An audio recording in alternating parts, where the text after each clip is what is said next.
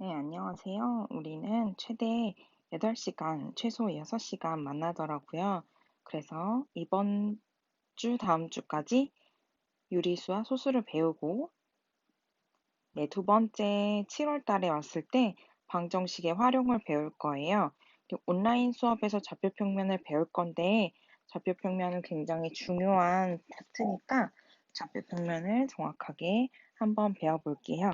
자, 이제 수학의 나라로 한번 떠나볼까요?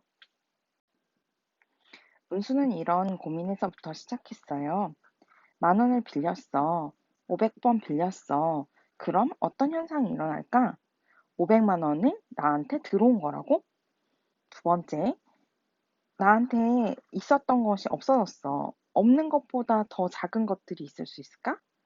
네, 그래서 생겨난 것들이 고민이 시작되고 그것들을 음수라고 표현하며 숫자를 만들기 시작했어요. 여기서 제일 중요한 건 음수는 뭐 더하기 1이 0이 되는 수, 뭐 더하기 2가 0이 되는 수, 뭐 더하기 3이 0이 되는 수, 이런 수들을 찾다 보니까 0이라는 수를 찾은 거죠. 그래서 예전에 아르키메데스라는 사람은 4x 플러스 20은 4와 같은 방정식은 우린 방정식을 이미 배웠다고 가정하면 x는 마이너스 4라는 값을 가지는데 이것은 불합리해 라고 얘기했어요. 그래서 음수라는 건 존재할 수 없어 라고 얘기했어요.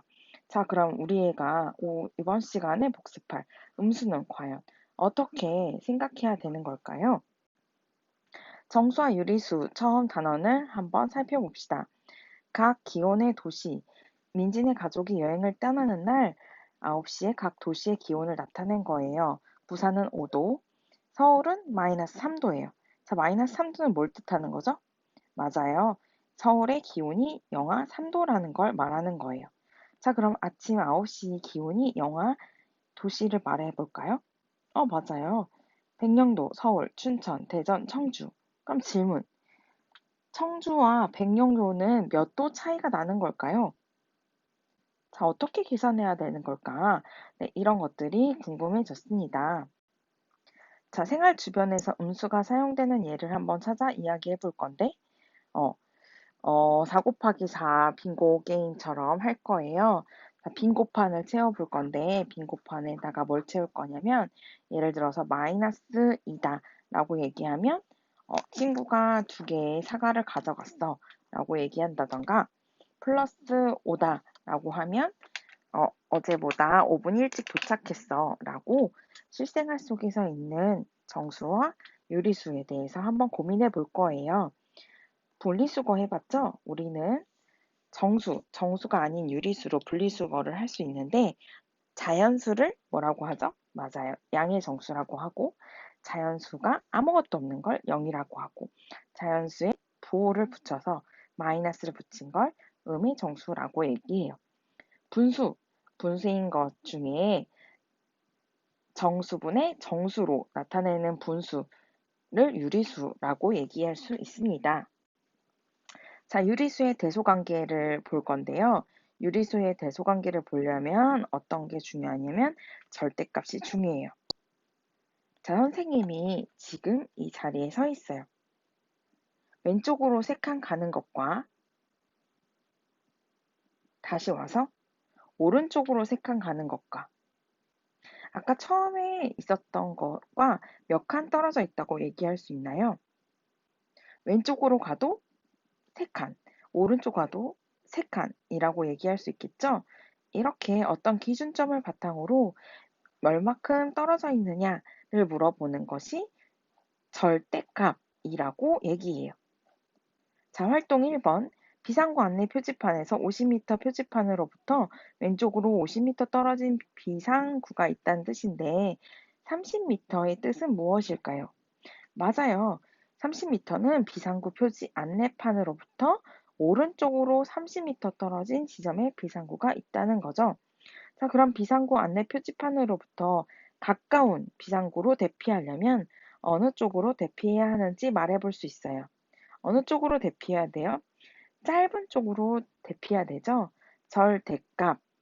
네, 그래서 방향을 없애서 절대값, 네, 절대값이라는 표기를 쓰고 30에 절대값은 30이기 때문에 30으로 대피를 해야 합니다. 자, 그럼 절대값이 5보다 작은 정수를 모두 구하라고 했어요. 이 말을 다른 말로 고치면 뭐라고 얘기할 수 있죠? 맞아요. 자, 0이라는 기준으로부터 5칸 떨어진 아이들을 모두 찾으라는 거예요. 자, 그럼 노트에 수직선을 이용해서 한번 표현해 봅시다. 어떻게 표현이 될까요?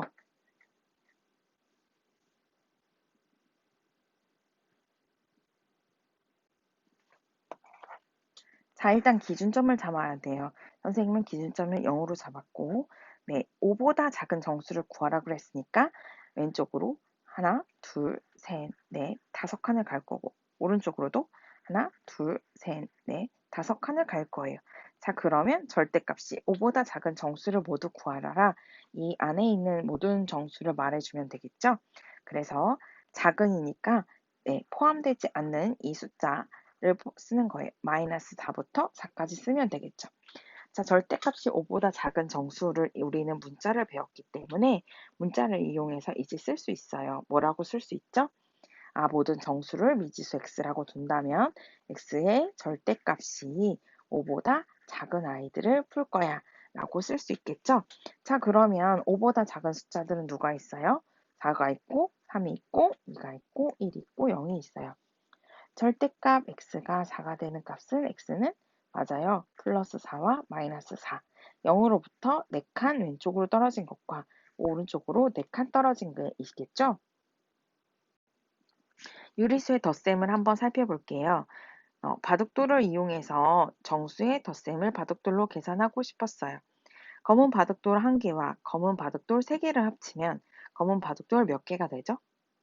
맞아요. 4개가 되죠? 흰 바둑돌 2개와 흰 바둑돌 3개를 합할 때 흰 바둑돌이 몇 개인지 구할 수 있나요? 맞아요. 흰 바둑돌을 마이너스라고 생각하면 얘는 마이너스 2 더하기 마이너스 3이고 흰 바둑돌이 5개니까 마이너스 5라고 나타낼 수 있어요. 자, 그러면 흰 바둑돌하고 검은 바둑돌하고 하나씩 더하면 뭐라고 표현할 수 있을까요? 맞아요. 얘는 0이라고 표현할 수 있어요. 자, 잘 기억해 두세요. 아까 유리수에서 정수, 음수는 왜 나왔죠? 맞아요. 가로 더하기 1이 0이 되는 수. 네, 얘가 더하기 1이었고 흰색 바둑돌이 빼기 1이라는 거 기억해 볼게요. 자, 그래서 플러스 4 더하기 마이너스 3은 검은 바둑돌 4개와 흰색 바둑돌 3개를 합한 거예요. 또한 마찬가지로 플러스 4 더하기 마이너스 3은 그쵸? 검은 바둑돌 4개에다가 흰색 바둑돌 3개를 더하면 각각 흰색, 검은색이 싹 사라지고 검은색 1개만 남는다고 말할 수 있어요. 음수와 양수가 있을 때는 음수가 있을 때 주의하셔야 돼요. 음수의 절대값이 더 클 때 어떻게 계산하죠? 맞아요. 절대값이 더 큰 아이들을 샤샥 없어지고 그런 다음에 남는 애들 마이너스 1만 하면 되겠죠. 부호가 같을 때와 부호가 다를 때를 봤는데요. 부호가 같을 때는 그냥 더해주면 되지만 부호가 다를 때는 특히 음수의 절대값이 더 클 때 주의하셔야 합니다.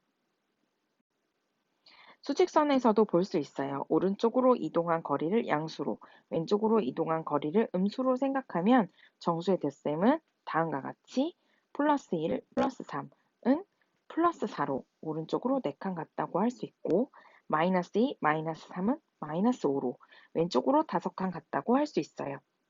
자, 걸어서 4칸 갔다가 다시 거꾸로 마이너스 3칸 오면 어디 있죠? 맞아요.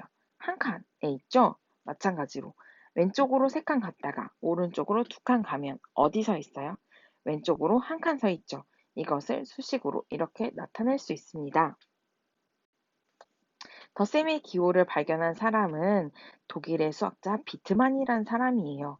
비트만은 더하기, 빼기 뿐만 아니라 그리고 분리라는 걸 했는데요. 그래서 드레스틴이라는 사람이 이거를 정리를 했어요. 그래서 문제에 뭐뭐와 뭐뭐 더하기라는 것을 빨리 쓰면서 t만 남았다고 해요. 마이너스는 네, m을 빨리 쓰면서 마이너스 기호만 나왔다고 합니다. 자, 그럼 다음을 계산해 볼 건데요. 플러스 4 더하기 플러스 3을 수직선에 표현해 보세요. 플러스 12 더하기 마이너스 7을 수직선에 표현해 볼 거예요. 자, 마이너스 6분의 5 더하기 마이너스 3분의 2도 수직선에 표현해 보고, 마이너스 4.3 더하기 플러스 3.6도 수직선에 한번 표현해 봅시다. 네, 저는 1번, 3번을 이렇게 표현했어요. 일단 4칸, 3칸을 그려서 더해주고 오른쪽으로 갔어요. 네, 3번은 6분의 마이너스 5랑 마이너스 3분의 2였기 때문에 네, 한 칸을 6칸으로 나눠서 하나, 둘, 셋, 넷, 5칸 왼쪽으로 갔고 6분의 4라고 생각해서 하나, 둘, 셋, 넷 이렇게 갔어요. 자, 그러면 여기 값을 읽을 수 있겠죠? 이 값은 어떻게 읽을 수 있어요? 네, 맞아요. 네.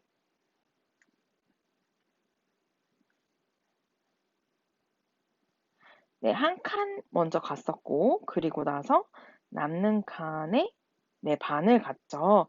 네, 그래서 마이너스 네, 한 칸, 그리고 반을 더 갔어.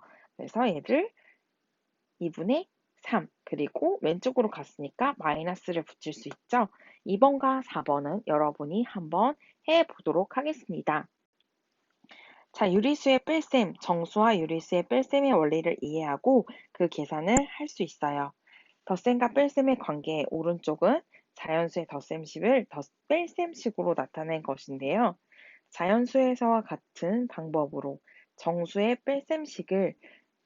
덧셈식을 뺄셈식으로 나타낼 때 정수의 뺄셈은 어떻게 되는지 생각해 볼까요? 네, 아까 5가 되는 수를 찾아본다고 했잖아요. 2 더하기 3은 5가 돼요. 자, 그러면 5에서 얼마를 빼면 2가 될지 한번 고민해 보는 거예요. 자, 이와 마찬가지로 더하기 3하고 더하기 4는 7이 돼요. 자, 그럼 7에서 얼마를 빼면 3이 될까요? 네, 마찬가지로 마이너스 4 마이너스 5는 마이너스 9가 돼요. 자, 마이너스 9에서 얼마를 빼면 마이너스 4가 될까요? 그쵸? 여기 쏙 들어가는 애가 마이너스 5예요. 자, 덧셈과 뺄셈은 관계가 짝꿍이라는 걸 잘 기억해 주세요. 넘어가서 얘를 아까 맨 처음에 배웠던 바둑돌로 한번 표현해 볼게요. 더하기 3에서 더하기 5를 할 거예요. 근데 플러스 5에서 플러스 3을 뺐더니 몇 개가 남아요? 네, 2개가 남아요. 네, 이것은 부호를 바꾸는 것과 같아요. 그쵸? 빼는 것은 검은 돌을 뺐는데 그것 대신에 흰색을 더한다고 생각하는 거죠. 그래서 아까 같은 것끼리 샤샥 지워지고 네, 남는 것들이 네, 더하기 2개짜리라는 거를 말해줄 수 있어요. 그래서 더하기 5 더하기 마이너스 3은 더하기 2니까 뺄셈은 부호만 바꿔주면 돼요. 그래서 누가 더 중요하다? 덧셈이 굉장히 중요하다는 사실을 알 수 있습니다. 자, 그러면 우리 이제부터 무엇을 해볼 거냐면요.